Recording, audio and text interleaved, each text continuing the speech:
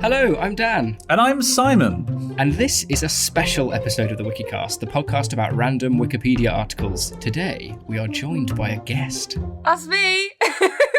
Come in then. Nailed it. Perfect. So, but hang on, who are you, mystery voice? That's the question, isn't it? That is the question. Normally what happens is the guest is then expected to answer said question. Well, I am Pixel Girl. This is the first time, I think, that you've been in like a formal bit of content that I've made. Is this formal content now? Has it gone that badly? Well, it's not, I suppose we're really stretching the definition there.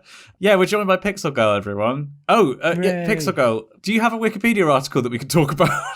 Was I supposed to find this? No, randomly generate one. Well, we need to find out what we're meant to be talking about and then completely ignore for the entire episode. So go on Wikipedia, and then on the left-hand side, there'll be the random, article button. Ooh. You can tell this is our first time, can't you, Dan? You didn't tell me. I was the one looking for the article. You probably should have made that clear. Probably should. We had a few technical issues. We did. God, I don't even know where you find the random button. Sorry, this is not good content. On the left-hand side. Oh, random article. I can see it. Okay. Yeah. Oh, gosh. No, we can't do this. I can't pronounce it. I don't. Welcome to the Wikicast. Oh, okay. It is on Macropetalichthys. This. Brilliant. Absolutely brilliant. Do I have to tell you about this now?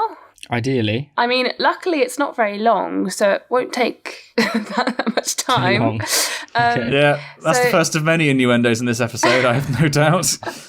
The Macropetalichthys is a genus of placoderm fish, named by Norwood and Owen in 1846. So it means an armoured plated fish. And that's it. Yeah. Right, well, we got that nonsense out of the way. Right, so, Pixel Girl, I mean, you listen to the Wikicast, don't you? Here we go. So the truth comes out. Around four years ago, when we first started dating, I was a good old fan and I listened to all of your things. But now that I live with you, I hear enough of you, so I don't tend to listen to it anymore, sorry. Oh, okay, that's fine. Yeah. That's this relationship is absolutely strong. I mean, I'm an occasional listener, put it that way. Okay, sorry, an occasional reader. So we should actually probably make clear, just in case people are confused about who on earth this person is, Pixel Girl is my girlfriend of nearly 5 years. We've been living together for the past 2 years. So that's why we've invited her on because, well, there's a few reasons why I invited her on. One, because we just thought it would be funny. Two, because this is a very special episode, so we thought we'd mark the occasion. And the people asked for it. People in the Discord wanted to hear from the blurry-faced girl who has made it. We noted the other day to the Yogscast wiki. It was a proud day. Lord. I've done precisely nothing to get there. I mean, I have a page, and then Pixel Girl is mentioned on said page, which is kind of weird, really. I think that was one of those moments where you realise quite where all of your decisions in life have led you. Mm-hmm. You know what I mean? Much like this whole podcast, actually. I'm questioning whether this was actually a good idea or not. Well, because we do have a few things lined up, so we'll do a relatively normal episode. But Pixel Girl, we asked our readers at home to supply us with their best story from when they were at school. Okay. And so what we're going to do is a little segment of teacher reacting to these stories later. You can perhaps tell us where the teachers went wrong, or whether you think it was in fact utter bullshit.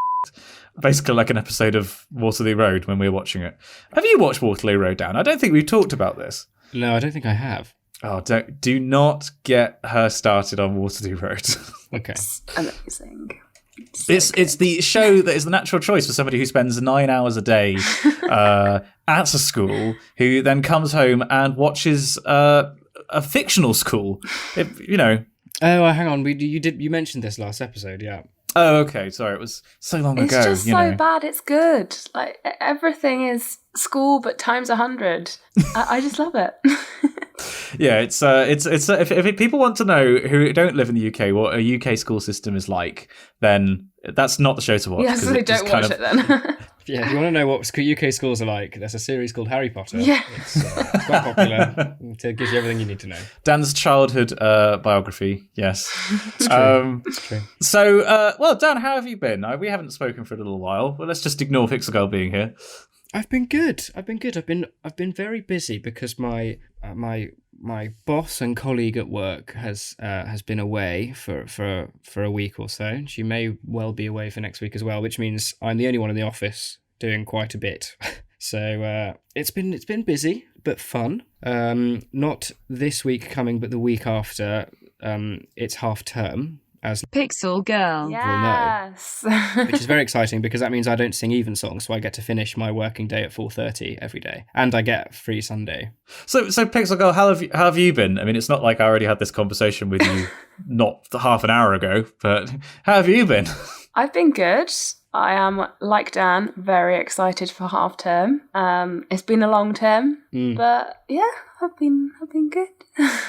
So you had the stress recently of year 11 mocks that you were marking Yes. and going through, which was, I don't think I ever quite appreciated how stressful it was for the teacher compared to the students. Like, as a student, you're obviously stressed because, it's like your future and all that stuff.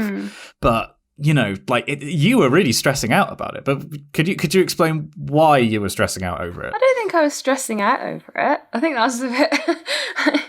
I mean, I want them to do well. I don't think I was stressed. But at the same time, your progression as a teacher depends on your students hitting their target grades. Yeah, that's true. So you were just a bit like, why aren't you doing better? Like, you were pleasantly surprised by some kids, but not by other. Obviously, this is completely anonymous, so we can. I guess it's a really good indication for how it's going to turn out in the real thing. So I wanted them to do well because I want to do well also. But mainly, I just wanted them to do well. So yeah. Because I know, Dan, the people at the cathedral. Because obviously the singers that we interacted with at the cathedral also taught at the school. You don't have anything to do with the school, do you? Not really. Some of the lay vicars teach at the school. Others don't because their current job might not permit it. But yeah, there's usually some involvement in cathedral school music as a tutor or something, or a teaching piano or singing, or certainly as I understand it. But no, I don't do much with the cathedral school at all. Do you think you'd make a good teacher? What would you want to teach? Defense against the dark arts. I knew you would say that. No, I don't know. I think teaching could be interesting. I've considered it as kind of like as a maybe. If I I don't know. I think the thing is, here's the thing. I think I'd be far more suited to teaching like secondary. I'd want to be teaching a class that ideally was taken as an elective so that the people who were in my class actually wanted to do it. Spoiler, even if they choose it, it doesn't mean they want to do it. well, true. But at least people I suppose that chosen my subject do not want to be there. You're at least in less of an awkward position trying to teach maths to someone who has to take maths. Yeah, very true. But absolutely, hates it with a fiery passion, that was me at school. When I was obviously in the IB, you've got to take one of every subject. And maths was just, oh God, I loathed it with a passion.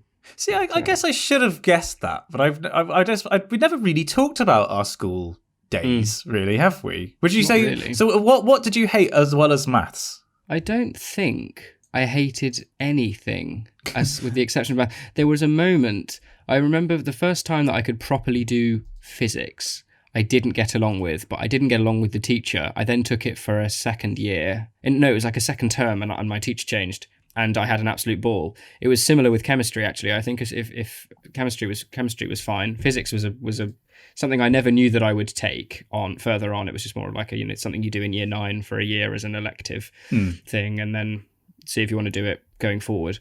But yeah, probably physics and maths weren't my strong suit, but. Otherwise, I quite liked I quite liked all my subjects, really. I think I was one of those annoying kids who just quite liked taking in information. Oh, goody, Mr. Goody Two-Shoes is what you were. That's why I like QI and things like that, or I listen to loads of different weird podcasts and In Our Time, and it doesn't matter how niche it is, I just like remembering or having a little kind of back pocket of bizarre factoids. Dan would have been one of those students that you would absolutely hate Pixel Girl. Yeah. You try hard prick. You're like, stop being great. So try hard and liking all of your subjects. No, I think that's great. I liked my subjects, but I think I knew a lot about a few of them and very much not a lot about a lot of them. That makes no sense. Yeah, I was just trying to pass that in my brain. Yeah. Like, loved French, Spanish, and music, and then I liked the rest of them. Apart from maths, also did not like maths. I'm not comfortable with the amount of maths hate going on in this podcast. I just find it really hard. It's not easy.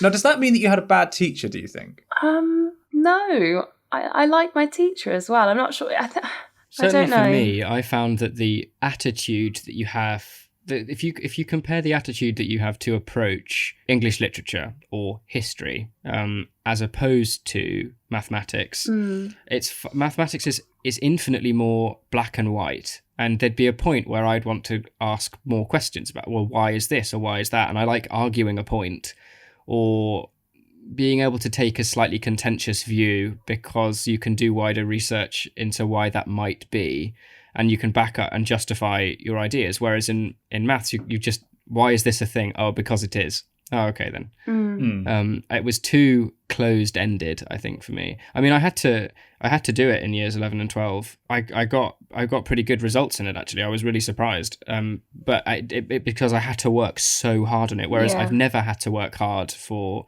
Well, obviously, school is different. University, you do have to work hard. But English literature in the IB, it just always came naturally to me. I never had to.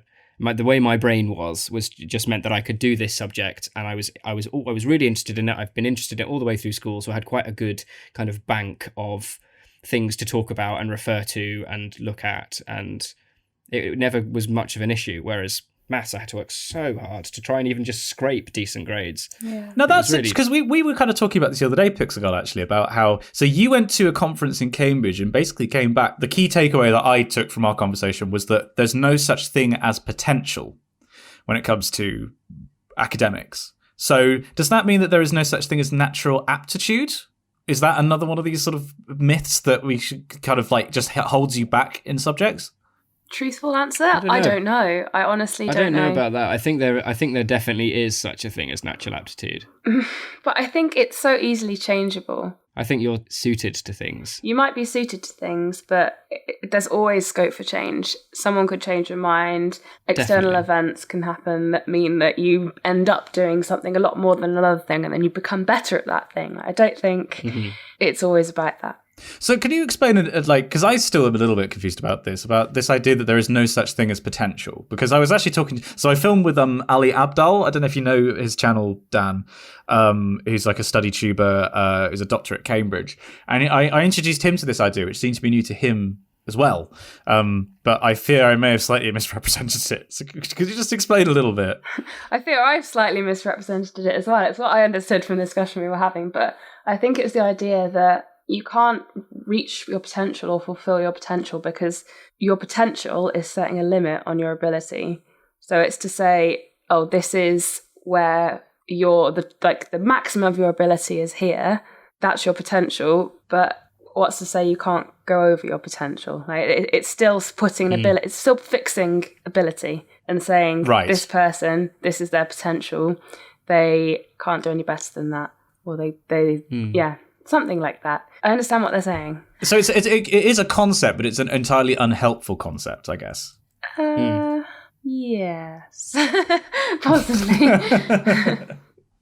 Okay. No, it's just been interesting because obviously you're doing a master's at the moment in education, and it's been so interesting to sort of chart how you academically look at teaching as compared to the experience of a student, going through school. Obviously we've all got however many years it was, like 13, 15 years of education, but we never looked at it through that lens. So it has been really interesting just secondhand learning all this stuff from you. Yeah, I think it's really important that teachers inform themselves as well and are keeping in touch with all the education research that's happening, because then that's how you improve it for the students. So it has been really enlightening, actually. I've really enjoyed doing it.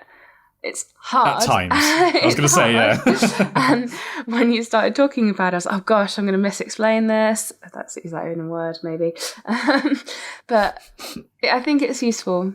Yeah, I mean, I'm going to be really interested to see how like writing, because you write a dissertation at the end of it, right? Which is like a thesis, basically. Yeah. I think that's going to be a really interesting process. So just sort of somewhat selfishly, I'm looking forward to like help sort of like kind of, no, I don't want to say help because I feel like that's a terribly arrogant way of saying it. I'm going to need a lot.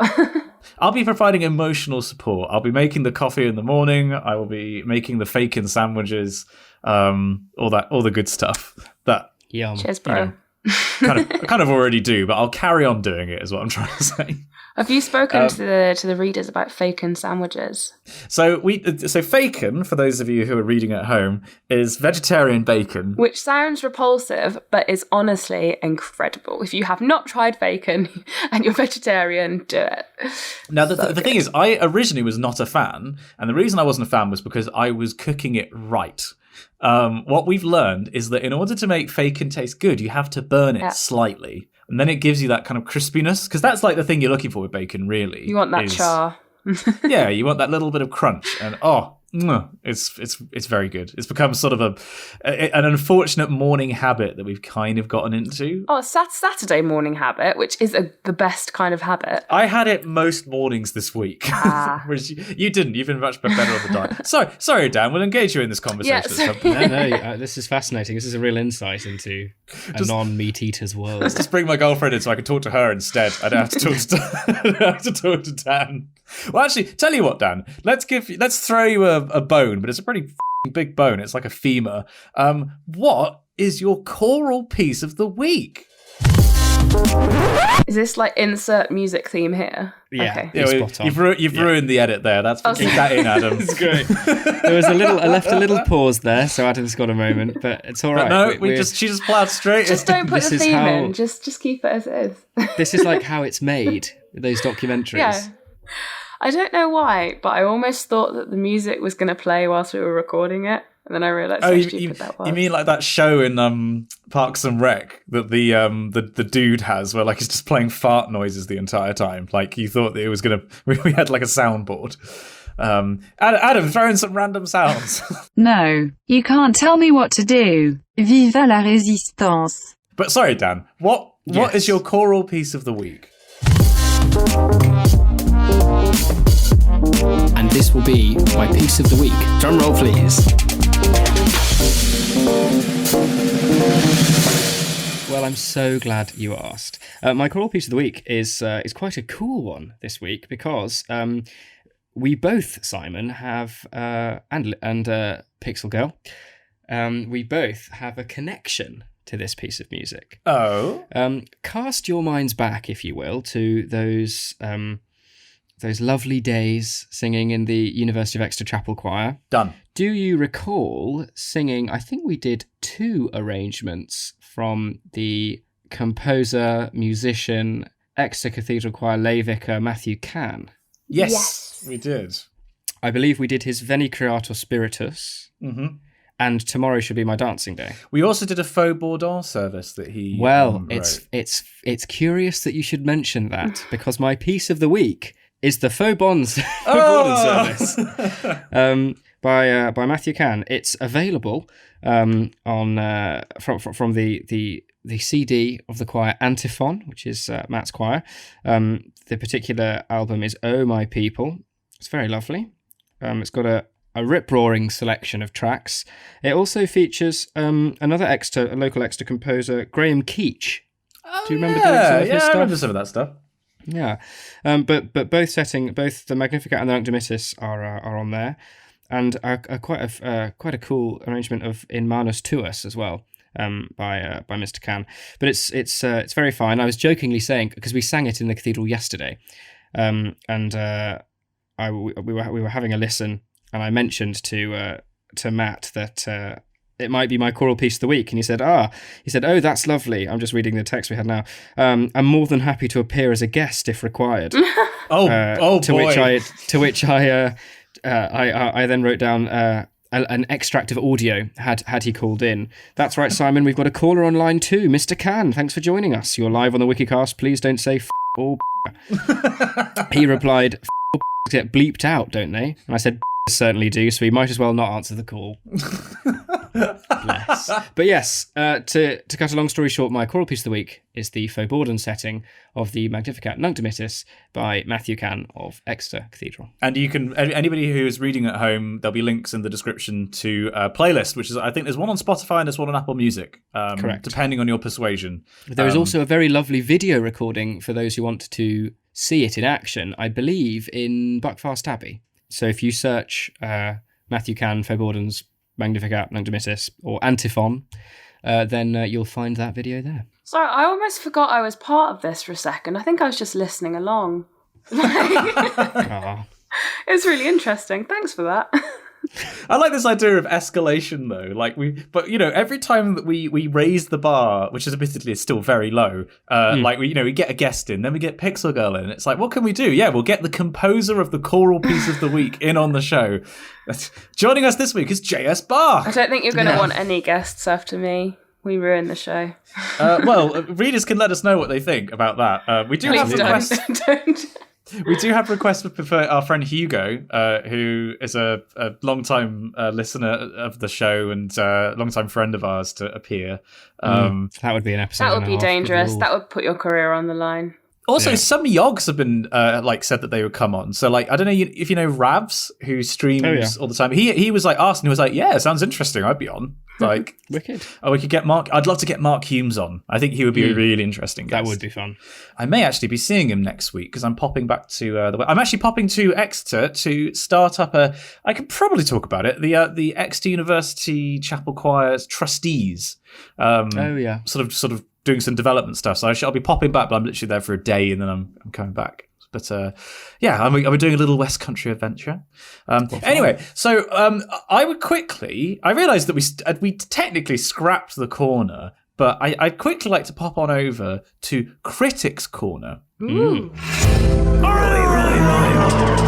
So I basically just wanted to talk about The Mandalorian.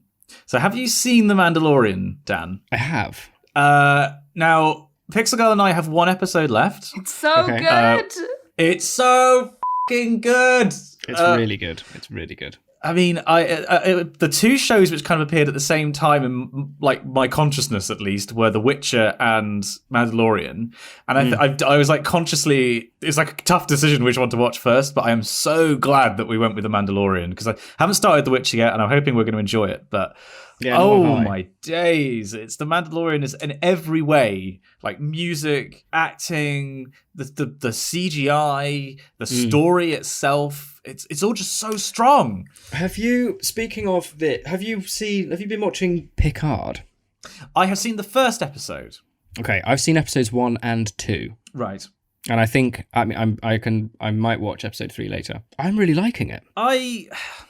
I saw the first episode, and I have to admit, I was pleasantly surprised by the tone that they went for. My concern was that they were going to go for something like the final couple of Next Generation movies, which were like Nemesis and Insurrection, which were basically just kind of Captain Picard does Die Hard, and it was just not what Star Trek, certainly what the Next Generation was meant to be. And I was pleasantly surprised by the tone. What I don't like, and I think this is something that I share with Red Letter Media's review of the first episode, is basically the Federation, how the Federation has changed and how it has basically become Trump's America, and that it's very basically xenophobic. And they don't view Romulans as having equal lives to humans. And it's just a bit... the whole thing about Star Trek is it is meant to be this great, noble, bright future. And I feel like they've kind of left that to the side. And I don't know how I feel about that. I'm kind of on board for the time being, and maybe the story will go somewhere interesting. My gut feeling is that the way that they've handled at the end of the first episode, it's not a spoiler to say because it is in the trailer. There's a Borg cube, and it's like, I don't know. I've not got terribly high hopes. Let's put it like that. What have you been watching, Pixel Girl, recently that we haven't been watching together, apart from Waterloo Road? I don't know. I think that's pretty much it. We've been watching loads of... Well, firstly, I've been watching too many strange YouTube videos. My taste in YouTube is pretty dire. It's so bad, Dan. Her taste is awful. I don't even know why. I think I just watch YouTube because I'm nosy. I just... Yeah. Yeah, I'm not going to say what, I mean- because now I've said it's dire. I don't want to say who Yeah. I watch, really. The number of times when I've turned to you and been like, why are you watching this? Like, you hate this as much as I do. Like, Yeah. it's a lot of it's some study tubers and it's some people who vlog, but just they either have the most annoying personality, like kind of there's someone in particular who I'm not going to name who is very white savior and living in a developing country, and it's just like, why are you doing this to yourself? Why do you put yourself through this? I honestly couldn't tell you. Maybe it's that weird school complex where I'm watching study tubers because I work in a school. You want to be a student again. That's I what it think is. probably that. I do living want to be a student vicariously. again. I mean, Actually, that's true. Most of the people you watch either travel a lot or are students. It's like you're living vicariously through these vloggers. maybe that's it. Maybe you've put the nail on that psychological problem. So we can try and turn you away to something that's more worth watching, like but films. Talking about the Mandalorian, adding my little bit in there. Yes, please. Baby Yoda has made me so broody. It's the cutest little thing I've ever seen. But does that mean specifically that you're broody to like Yoda? Well, if it produced something like that, I think you've got a different understanding of what broody Also, means here, yes. Simon. it's yeah. Did you hear? Sorry, can we just take a moment? The absolute dead, crushing silence after you said that phrase. What the Yoda? Just nothing. Everyone on the call was like, "I'm sorry." I was really taken What are you aback. saying? But like, if you're broody for a baby Yoda, there's like, If you're broody, that's not what you're thinking about. I think you're thinking about the end product. okay, I'm Not thinking. the act. This is like we had the moment last episode where the ultimate sacrifice. The ultimate. What was it? Yeah, the ultimate commitment. Yeah, the ultimate commitment, which I thought was marriage and Simon thought was death. Yeah, but Hey, you we're all know, different. We're all Yeah. different, and that's We're totally wired. Each fine. their own. that's what makes life interesting. You know? Yeah. But anyway, well- Baby Yoda, that genius move from Disney there. It is the cutest thing I think I've ever seen in my life. I might quickly chime in if it's critics. Go Of two, for it. two little things. I don't know if did I mention the Western Wind last episode? No, I don't think so. So that's what's hitting tomorrow, isn't it? Oh no, I did. I did mention it because it's Samantha Harvey, the book. So I think I seem to remember mentioning it. If not, anyway, I'm reading a book by Samantha Harvey. It's a kind of detective crime exploration of faith set in rural Somerset in the 15th century. It's very cool. Quite niche, but very cool. And then I'm also I'm trying to get back into audiobooks. And by that, I mean not just listening to Harry Potter on repeat all through the year, every year. My dad made a joke about that the other day. We were talking about, I think we were talking about trying audiobooks, and he was like, yeah, unless you're Dan, in which case you're just listening to Harry Potter like it's your Bible. Yeah, pretty It's much, like, yeah. Dad, where did this come from? I am listening to a new audiobook by Robert Harris, and I've read his Fatherland, which is a fictional retelling of World War II in that Germany wins. It's very good. But I'm currently listening to Imperium, which is a fictional biography of Cicero. Okay. And it's really cool. And it's part of a series. He also wrote Pompeii, which I think I'm getting into anyway, it's really great. And these kind of really quite intense historical narratives, I think really suit an audiobook thing. You can just kind of sit back and let it kind of wash over you. But it's excellent. So Imperium by Robert Harris and The Western Wind by Samantha Harvey. And if I just a 5-second plug, I've been really enjoying The Secret Commonwealth by Philip Pullman, which it's 650 pages long. It's a bloody long book. Is this where we But, just say our favourite books? Can I plug mine? Yeah, go on. So- Plug your book. Well, I didn't write it, but The Salt Path by Raina Wynn, I think it is incredible. So if you like Cornwall and Devon and walking and sea, and it's just so good. You know, you've really got a good, like, Fern Cotton style podcast voice. I think because you've listened to so many episodes of like that kind of podcast, the way that you delivered that line was just so like one of the guests on that show. You just got a good voice for podcasting. I honestly Pixel Girl. haven't.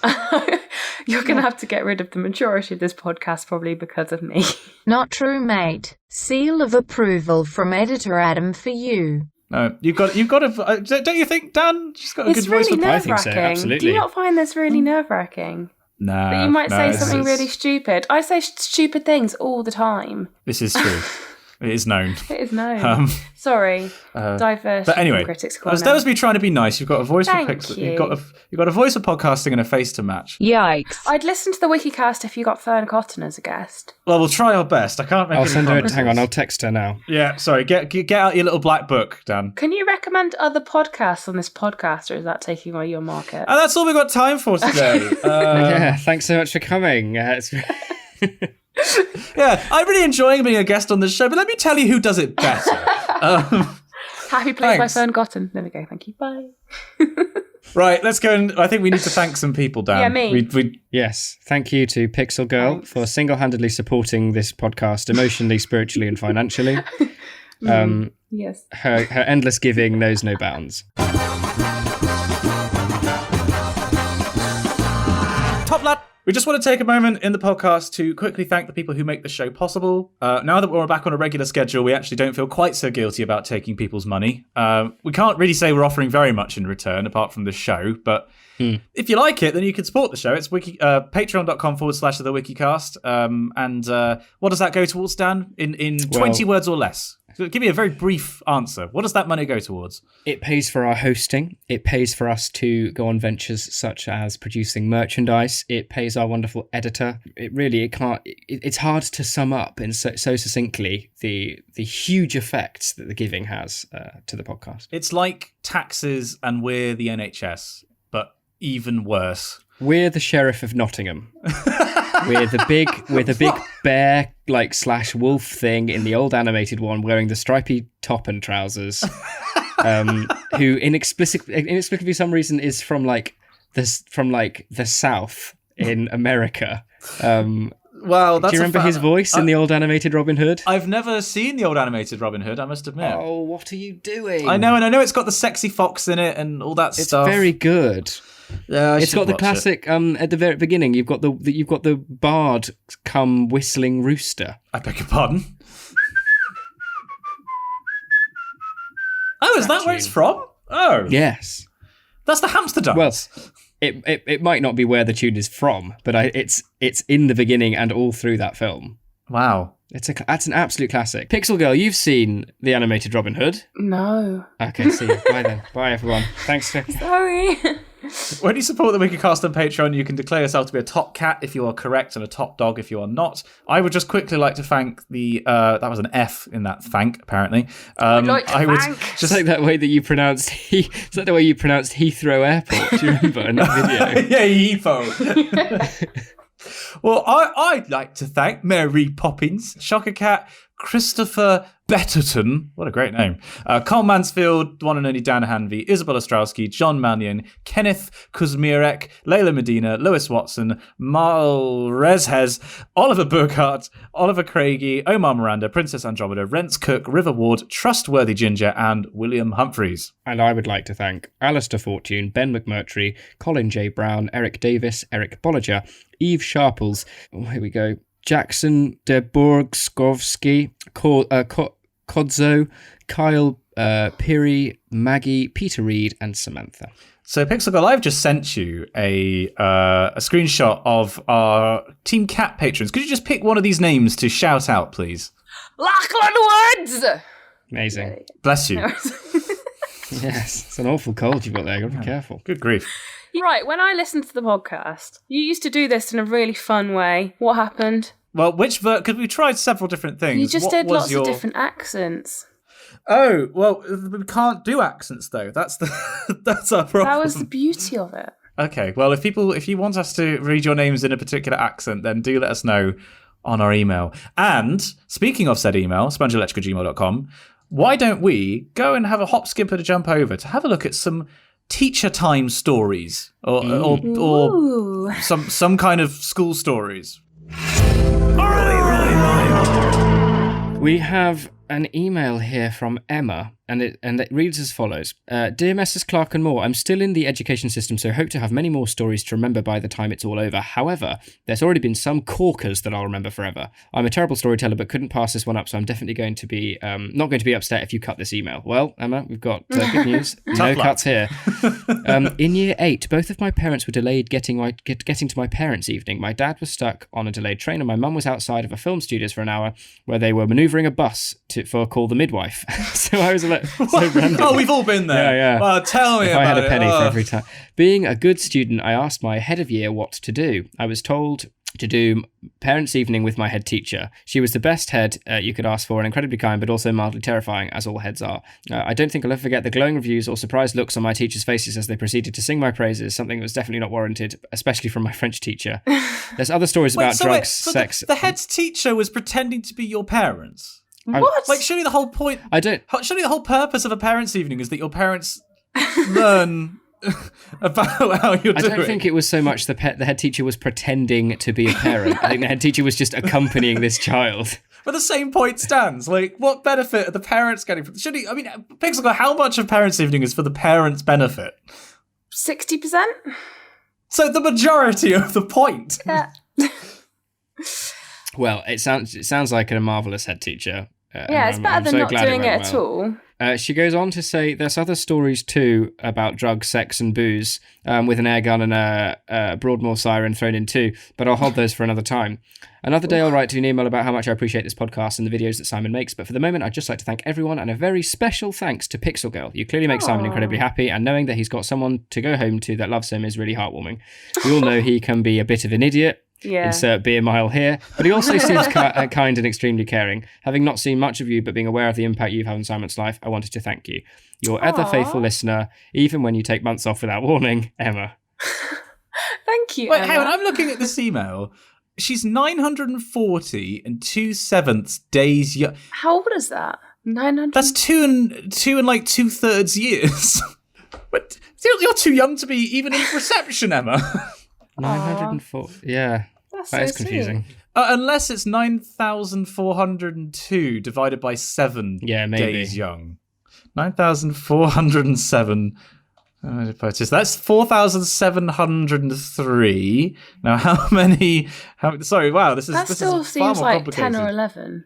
That's nearly 13. Hurrah. But aren't you 13 in year 8? I mean, there's also, Emma does say, there's other stories about drugs, sex and booze. Yeah. I don't want to, maybe we should move on. I don't want to know if she's 13. If that's the case, fine, let's move on. Okay, so thank you, Emma, for including pictures of the ponies, which are surprisingly similar to dogs. They are beautiful ponies. Fantastic. So we now have an email here from Galen Jones, username Home Office Twitch Boy. Oh, no, Home Office Witch Boy. Sorry. That's just inserted a T there. Hey guys, love all that you do. Just going to dive right in. I went to a high school in a predominantly Mormon and white community, and I always grew up thinking that compared to other American schools, the events that took place in my school were relatively chill. With that in mind, we had monthly lockdown drills, drug dogs in every week, and so on and so forth. Yeah, pretty chill. Yeah, it's very chill. Very normal. On the first day of my freshman year, we had to submit our bags to be searched by the police. So the atmosphere for the day was already a little uneasy in addition to the That's quite a personal search, isn't it? Golly. I can't believe it. So the atmosphere for the day was already a little uneasy in addition to the social stresses of American high school. During my second class of the day, Intro to Physics, my teacher asked us to all be completely silent as we entered the room, and he wouldn't tell us why, but we all complied. Then, when class had started, he came to the front of the room, opened his mouth, and yelled at the top of his lungs. All at once, there was an enormous pop in the fume hood at the back of the room. So, for readers at home who might not know, a fume hood is like this enclosed environment that you can do experiments in. It's like an extractor fan above an oven, but on steroids. So it's like a safe place to do chemical experiments. But there was an enormous pop in the fume hood at the back of the room, and immediately to my right, there was a straight-up deafening boom, followed by the sound of shattering glass. When all had finally quieted down, and everyone was trying to figure out what the actual had just happened, the teacher looked at where the window had been and said wide-eyed, "That wasn't supposed to happen." It turned out he was having us be quiet because he had an extremely volatile chemical placed in the fume hood to start class with as some sort of cheesy yet still cool introduction. But in his excitement, he left a container of the stuff open next to the window. So he yelled and set the reaction off, as intended in the fume hood. The open container also exploded, and shrapnel from that explosion hit the window and shattered it. The boom caused a panic in the school, and we went into lockdown for 3 hours while my teacher phoned the office and tried desperately to explain what had happened. That's incredible. Wow. That's incredible. intense. That is science teacher goals right there. Incredible. Wow. You never get that in languages, do you? No, that's quite something. We have done a lockdown drill before, though. That was quite fun. Yeah, it was like it's basically a case of a terrorist attack, right? Oh, it's like a number of things. Like if there are like a dangerous chemical or someone on the building, if someone's on the site, or like there's a wild animal on the loose or something. Oh, watch out! There's a dire wolf. Yeah, but you have to. Yeah, it was. I squashed like 10 children into a small cupboard. It was great. Do you maybe want to provide some context to what you mean by that? I need you to Sorry. be safe. I was making olive oil. I just thought I'd press these children down. No, so you have to like get out the sight of windows and things like that. So I have a cupboard in my room. Where's a better place to hide than in the cupboard? So it's quite a large cupboard, but I managed to fit do you 10 have a people in Narnia there. cupboard? How many Pretty students much. did you? How many students did you say you crammed in? 10. 10. That's incredible. Think think small pantry levels. Yeah, Did they come out and they were all covered in snow, and one of them had turned into a fawn? they had in fact been to Narnia. Yes. They had a crown on. Yeah. No, they had the best day ever. It's good fun. Amazing. Yeah. I feel like that you know, to have like a webcam in that room. Because if you think about it, right? So if you go into Narnia, you live as long as you want, and then if you leave and go back into the real world, you haven't aged at all, right? So presumably, if you could just live forever in Narnia if you went in, lived for 70 years, came back out, and you were like 90, and then reappeared for a couple of seconds as a kid, and then you go back in, and presumably you're a kid again. But then if you put a webcam in that room, basically you just see a bunch of pensioners. You see a bunch of pensioners leave, rapidly de-age, and then go back in and oscillate in and out of the wardrobe just forever. Oh wow! Sorry, that's I've never considered the horrifying nature of Narnia before. Anyway. Once again in the Wikicast, we're asking the important questions. We're pushing new grounds. We have another email here from I'm going to say Marcin. It could be Marcin, but I don't. It's I don't Rezhez. This is Rezhez. His username is a lot more unpronounceable. It's quite succinct. We've got a selection of little tidbits of stories to choose from here, or the punchlines, I suppose. They go on to say, I've had several small stories, so here we go. The first, a fight in a class where a guy threw a chair across a room and headshotted another guy. Good Lord. A teacher rugby tackled like 20 kids when running to break up a fight. How big is this enormous teacher? A guy in PE having his underwear taken off by accident by a guy running past. Bullshit. Now, the best part of that is the best part of How that is is the that word even possible? accident. I like to think it made a very comedic, like, Yeah. sound. Fireworks set off in the maths department, causing the fire alarm to trigger, and a fight occurring just before a teacher entered a room. She, to this day, has no idea how insane the fight was, and that it even occurred. What was it, like Mortal Kombat? Finish him. Fatality. What would you say is your best story from school, Dan? Oh, there's so many. There are so many just really bizarre. I used to play, here's one that's quite fun. When I was in Australia at the first school I attended, which was Brighton Grammar School, my best friend at school, and still a good friend to this day, a guy called Jack, we used to play a game on free periods in an afternoon where we'd go up to one of the older parts of the school, and there used to be this really comically large ceiling fan in the top of this room, and we would take it in turns to go into the store cupboard, get out like a big box of pens and rubbers, tip over a desk so it formed some kind of bunker, and from opposite sides of the room throw pens and rubbers at the fan. On several occasions, we caused this fan to detach from the ceiling. The best, however, was when I forget whether it was Jack or me.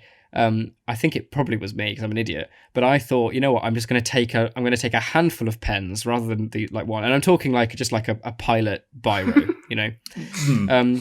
And I threw this handful of pens at this fan. Now, two quite terrifying things happened. The first was because they flew at this fan as a bulk. It kind of like sheared every single pen in half, and ink went everywhere.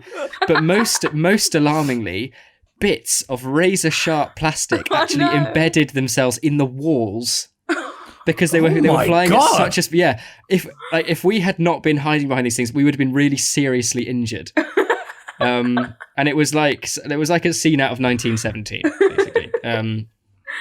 That's one story. There are so many stories that I have. But the one that sticks out to me it was not something that I was involved in. I should very quickly clarify. We had a phantom shit smearer. Oh yeah.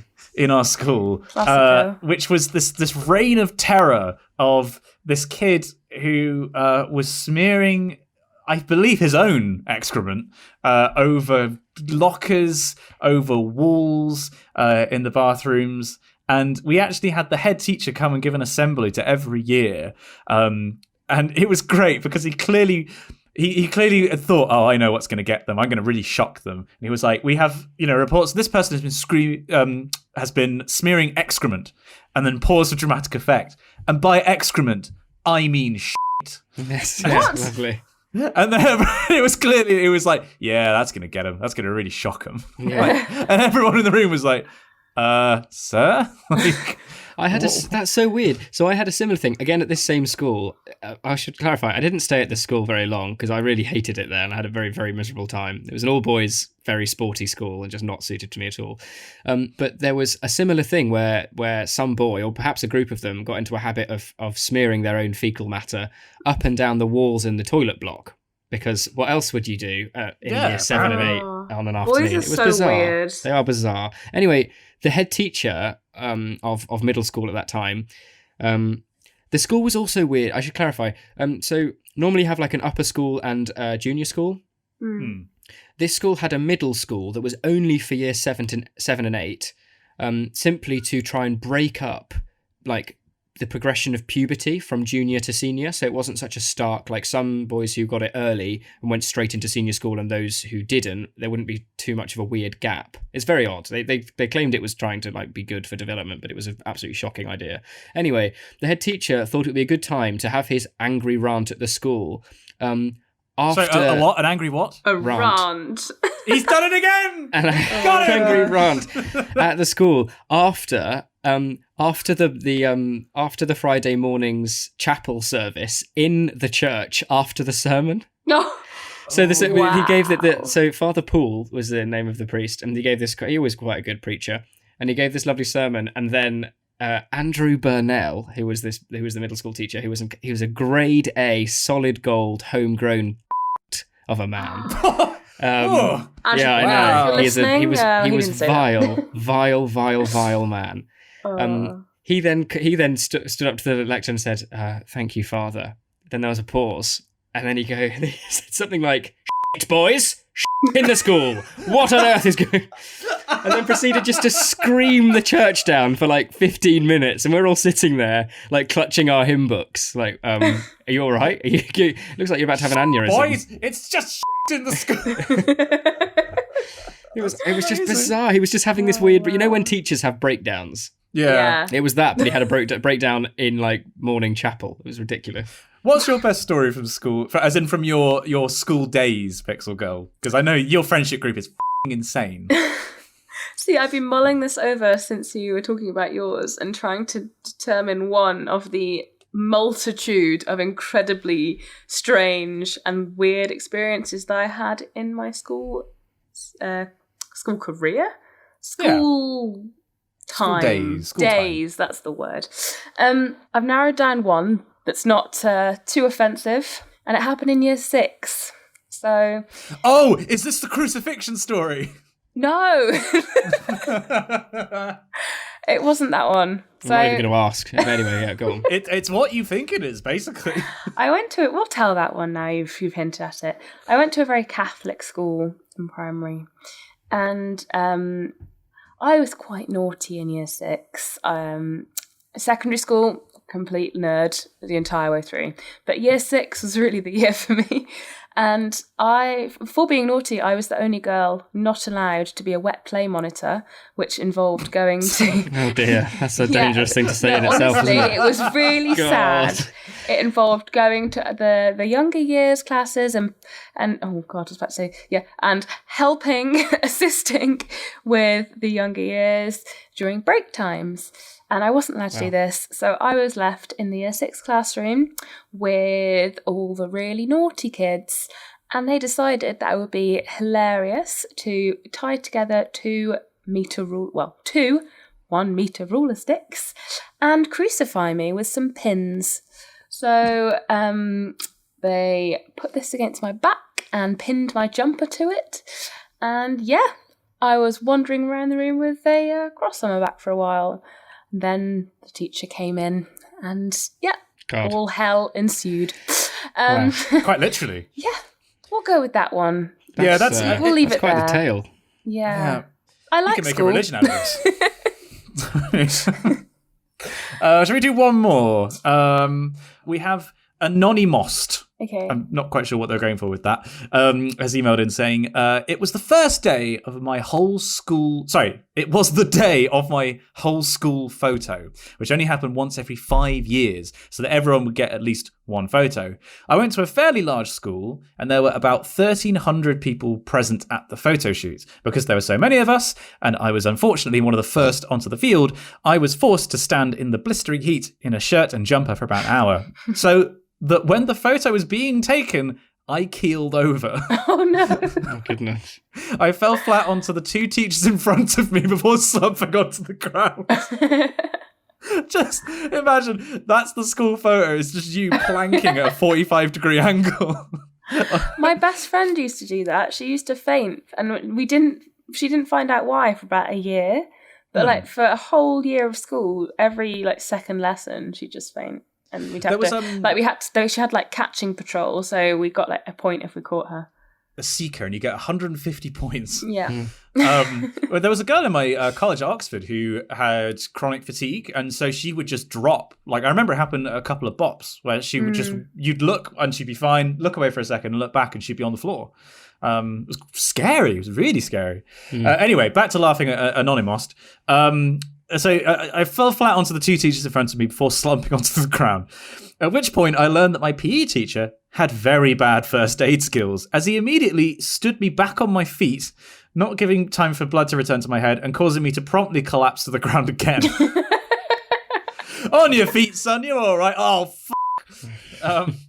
Needless to say, the next day or two was fairly awkward. As I look back on it, my main emotion is relief that I was on the front row and not the back row, as I would have caused a domino effect. Can you imagine? Just like, I just want to see that school photo of like everyone is there and then you are like, But then he wouldn't have fainted if he was on the back row because they went in last, apparently. So okay, true. I do like the idea of. himself.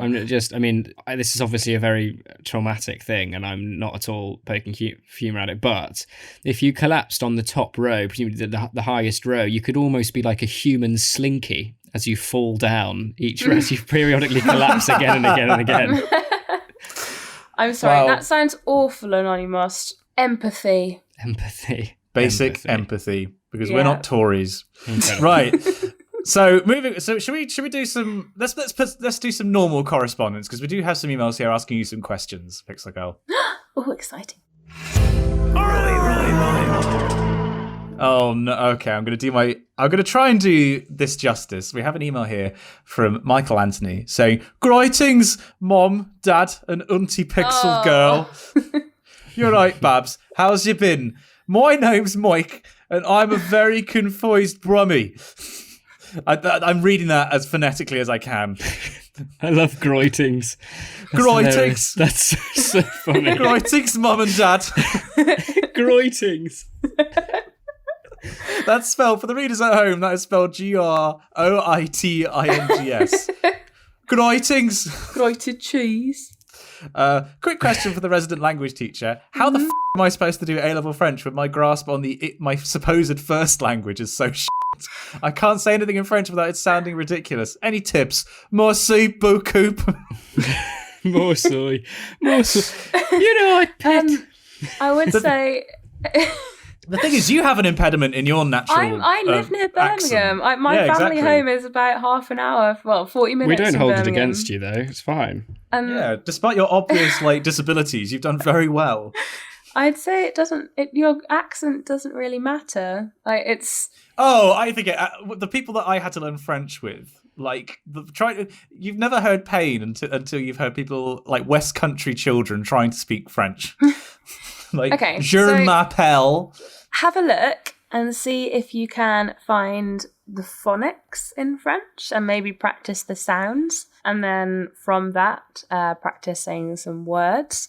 And other than that, go live in France, become fluent. No, I'm joking. Yeah, phonics are really useful. So they're a really great basis for learning languages if you're wanting to work on your accent pronunciation. Cool. We've got an email here from Danvi. I want to know. No way. What do we know? No. We're like, yay! And Pixel Girl's just like, ah. I don't know what he's going to say. He goes on to say, hello, Simon, Dam, and Pixel Girl. Whoop. Happy 2020 to you all. I hope you've had a great year. My first point is, Simon, you mentioned again you'd love to work with Brian from Real Engineering. I remind you of the idea I came up with regarding the best Pixar film of all time and whether a key plot point is feasible, if you've forgotten whether the plane from Chicken Run can fly. That's an excellent idea. It's not a Pixar film, it's DreamWorks, but I'm writing that down. I'm stealing that and claiming it as my own. Yes, that's a great idea. Secondly, Dan, I hope you're doing well, mate. When can I listen to your piece you've written? I'll take a recording, but I'll also come down to listen live. Just give me a date. Oh, thank you. I'm going to try and get a recording done of it shortly. Thirdly, Congrats as requested... for that. What? Congrats. Sorry. What? Affection on this podcast? For writing your piece. I haven't spoken to you since you did it. So. Oh, thank you. It was very exciting. Is it I don't think so. Okay. Congrats then. Thank you. I'm trying to write some Phobaldens canticles now, which is quite fun. But anyway, I digress. Thirdly, as requested, a school story for Pixel Girl. In year 9, I had one of my intravenous cannulas in my arm. A little scrot bag in my year thought it'd be funny to punch the insertion point. After briefly seeing red, I chased him down and swung him against a wall before screaming in his face to never do that again and collapsing in a pained, sobbing heap. I was never actually told off for assaulting a fellow pupil, I suspect because I was friends with the senior faculty members. How friendly do you get with pupils and how hard it is to not have favourites? With love, affection, and a faint smell of coal smoke, Danvi. Aged like fine wine, split from a carafe onto a restaurant floor. Spilt, not split. No, split, sorry, I can't read. Split. Split from a carafe. So, Pixel Girl, how friendly do you get with the pupils and how hard is it not to have favourites? I think it's important to not be a friend because they've got friends. They don't want to teach. Well, some of them might do, but you're not there to be their friend. You're there to be their teacher. But that doesn't mean you can't be friendly. Very nice. Very yeah. nice. Thank you. No, I feel like I'm quite friendly. But I don't think you've mentioned favourites to me. Like you definitely have people that you are like. I have people. I have students almost. that I admire, like their effort, and I admire like the way that they behave. But I wouldn't say that when they say, "Oh, we're your favourite class." No, like I don't have. Obviously, I've got preferences as to which. Actually, that's a complete lie. Yeah, I've got favourite classes. The other day, when you woke up, you were like, "Oh, I've got triple year 7s." Like the energy involved in teaching 3 hours of year 7 as a languages teacher is quite a lot. Yeah, I bet. Yeah. Yeah. Actually, on that subject, I have a lovely email here from Dystopia Junkie, and I'm so happy that you sent this in, Liam. This is great. So this reads, "Dear Simon and Dan, but mostly Pixel Girl. I'm sure there are many questions you'll be receiving, such as how you put up with Simon on a daily basis, or who has a better singing voice out of Dan and Simon, or generally how you deal with the disfigurement of having a bunch of pixels for a face. Instead, I'll say something that you probably don't hear often enough. Thank you. Thank you for the countless hours you spend working for the benefit of young people. Thank you for the unimaginably early mornings or unimaginably late nights, and from experience, often both in the same day. Thank you for taking time to care for each and every young person you work with, not only in teaching them your subject, but in helping them become better, more well-rounded human beings. Teachers are not praised highly enough, and even within schools, I know that recognition is often fleeting, whereas criticism is a bit too frequent. You are a saint, and I hope that your students and colleagues appreciate all the things that you do for them. For context, I used to be a secondary school teacher. I know how hard it can be at times, how hard a day can feel like a write-off after a bad lesson, and how the piles of marking seem never-ending. How 30 seconds to yourself is like gold dust. But students do appreciate it. Upon leaving, I received a mountain of cards, far too much chocolate, and an awful lot of tears were shed. I hope that this email has given you a sense of being appreciated that I only found at the last minute, so that you don't find it at the last minute too. Cheers all, Liam. What a lovely I'm like email. almost crying. And that's so true. I think that's so true. That's so Teaching true. is such an underrated profession. I look back on my education, both at school and at university, and count myself so lucky to have encountered teachers that have just gone above and beyond what is necessary. Well, I think that's part of the absolutely. reason why I became a teacher, is because I had some teachers just shaped the direction I went in my life, and like they were amazing. And I think like to be able to do that for someone else is just great. Yeah, I mean, it is. I always say this. I think it's such an underappreciated profession. You should be paid double what you're paid. Not least because I obviously get a share of that income. Yeah. But You wish. teachers are just so criminally underappreciated. And when I am world leader, we will not stand for this level of underappreciation. Well, Dan, should we have one more email? Yes, let's. Are you sure? Sorry, I just stuck Dystopia Junkie into Google, and I've just found an Analyzing John Keats to Autumn Part 1 Dystopia Junkie analysis, which is really cool. So I found Liam's content. It looks great. I'm gonna have a listen to that. We've got an email here from Karnav. They say, "Hi Dan and Simon. Obligatory long-time reader, first-time writer. Always wanted to write that. Haha. Hey! Seeing as this is a special occasion, yay! Finally, Pixel Girl. I thought this is the perfect time to finally shoot you guys an email. Here's my question for Pixel Girl. When did you figure out you wanted to be a teacher? Was it something you knew early on, or something you found a love for afterwards? Also, we'd love to hear about how to feel about it. Does it feel rewarding when your students succeed? Have you learned anything profound from your students? Eager to hear your thoughts. Love you guys, Karnav." Okay, so the first bit, when did I decide? I did French and Spanish for GCSE and music, and I really wanted to do all three for A-level, but the way that my school worked, like you had to choose from blocks, so I couldn't do music A-level. I ended up doing geography and history that I'd never done before, but was fine. But I'd always loved languages, and I loved my teachers and languages, and it was just, I knew that I wanted to do something to do with that. Then I thought, do I want to be an interpreter? Do I not want to be a translator? Not particularly. And I did a lot of musical theatre. Like I helped out with like children's musical theatre, youth groups, that kind of thing. And just, I think working with children seemed like the natural progression. So I kind of knew that I wanted to do it from around the age of 15. So I decided quite early. Like I never had that, I don't know what to do with my life. I always knew that I wanted to do this. Because I think that is a stereotype some people have about teachers, that it's like you do it because you don't know what to do after your degree. But no, I always knew. Like, yeah. I knew when I started my degree that I wanted to go on and do a PGCE afterwards. Luckily, it hasn't disappointed so far. I do love it. As much as I complain about it, I love it. And as for the learning anything profound from the kids, I learn stuff from them every day. They make me laugh every day. What was it we were looking at the other day? We were looking at Visco Girls. Oh. Yeah. And I don't understand TikTok. I'm not going there. But yeah, the kids are amazing. Kids say stuff that adults filter, and who needs a filter? It's hilarious. Yeah, I do love it as much as I complain about it. It's worth it. It's so rewarding. And it's just, you never get bored. Like there's always something to do. There's always yeah, it's just great. If you're considering it, go and get some experience first. I'd say, like, go and work in a school for a week, do some work experience to see what it's like. But I mean, like, I can only speak for secondary, and I love it. I really do. Because I always wanted to be a primary school teacher, Until... Yeah, you did change, didn't When you? did You changed your mind. I changed my mind... Also, kind of different. I changed my mind in third year of uni, actually. When I worked at a primary school. On my year Yeah, abroad. that was it. Yeah, and I think because I definitely wanted to use the languages, which you don't really do that much in primary. And little kids are so needy. Oh, I couldn't.